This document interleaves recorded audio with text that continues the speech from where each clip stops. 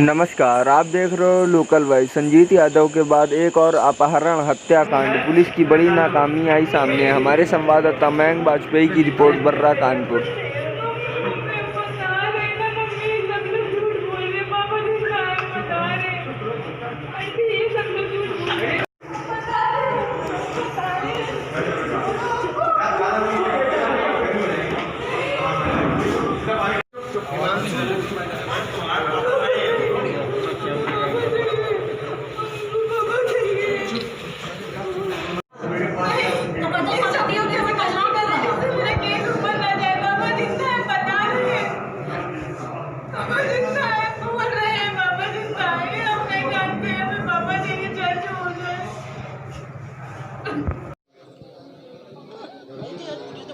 आपके पापा के अपहरण वाले मामले का उसमें ये बताया गया कि उनकी हत्या हो गई, 2 लोग गिरफ्तार हुए हैं। क्या कहना चाहेंगे इसमें आप?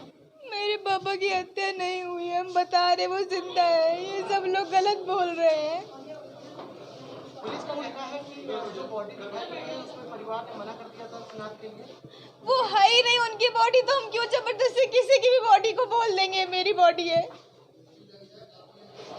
आपके परिवार का कोई होगा, आपको पता होगा कि किसी और को पता होगा। लेकिन पुलिस का कहना है कि बहुत से साक्ष्य मिले, जैसे दिन में हमारा जिस बोरे में ले गए हैं, जो भी घटना जो उसमें यूज किया गया है, वो जो सामान वो भी मिल गया पुलिस को बरामद। जिसका आप लोग ने नाम दिया था, सोनू नाम के युवक का, उसने खुद कबूला है कि हमने इनको अपने घर में मारा था।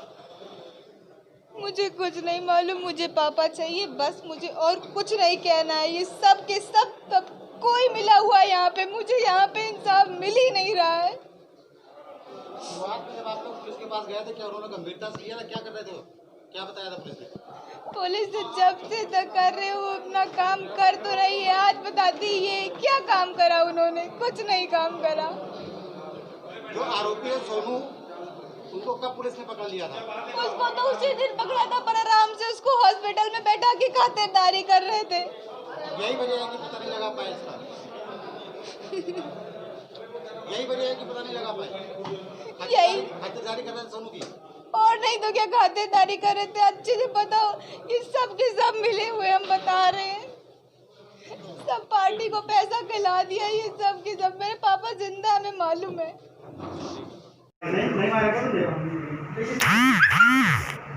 मतलब गुस्से में मार दिया अचानक, क्या हुआ क्या था?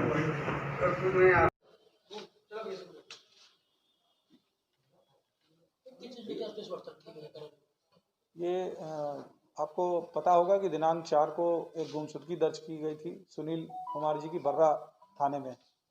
उस संबंध में फिर उनकी तलाश के लिए टीमें तमाम गई थी। फिर 8 तारीख को जो है उनके परिजनों ने एक अपहरण के संबंध में तहरीर दी थी कि सोनू विश्वकर्मा, जो कि उनके पड़ोस में रहता था और एक मकान बगल में उसके जो रहता था, वो पहले मकान इन्हीं सुनील का था, उसको सामान रखने के लिए उसको दिया गया था। उसी मकान को लेके जो है खाली करने के लिए उस दिन भी वो उससे वार्ता की है, कई बार टेलीफोनिक वार्ता हुई।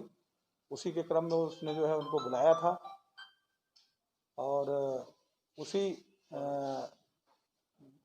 योजनाबद्ध तरीके से उनको अपने उसी घर में जो है बुला के, अब वो और अपने भाई, क्योंकि वो मकान नहीं खाली करना चाहता था और ये किसी को इस संबंध में किसी से जो है इन्होंने जो है बयाना ले लिया था, कोई रमेश नाम के व्यक्ति से, और काफ़ी दिनों से कह रहे थे कि अपना सामान जो है खाली कर लो।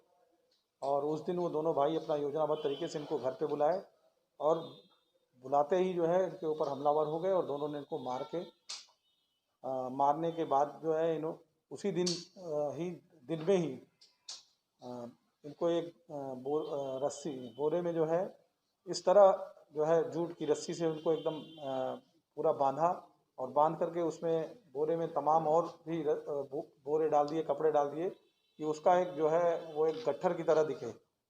और उसको लेके दोनों भाई स्कूटी से दोनों भाई लेके बिधनू थाना क्षेत्र, ताता टोपे नगर होते हुए अंदर जो है बिधनू थाना क्षेत्र में जो है उसको जो है एक गड्ढे में,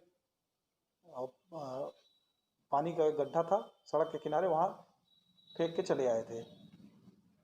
जो जिसके संबंध में 6 तारीख को इनको मतलब बिधनू में चूँकि वो बॉडी बरामद हुई थी बिदनू के द्वारा थाना बिदनू के द्वारा पंचायतनामा पोस्टमार्टम की कार्रवाई जब की गई थी तो सूचना हम लोग को मिली तो इनके परिजन को भी मॉर्चरी ले जाया गया था।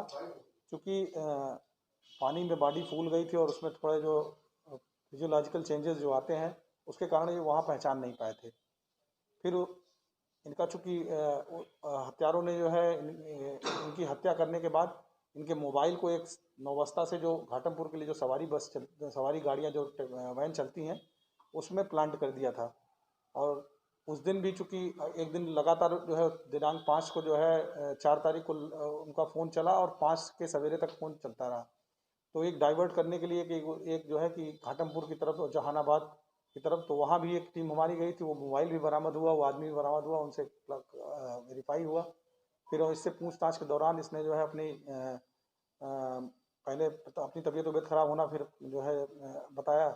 फिर उसको किसी मुखबिर की ये सूचना दिन की जो सूचना थी कि इसके द्वारा इस तरह का कुछ ले जाया गया, तो शंका होने पर जब इनसे कड़ाई से पूछताछ की गई तो इन्होंने अपने जुर्म को कबूला है।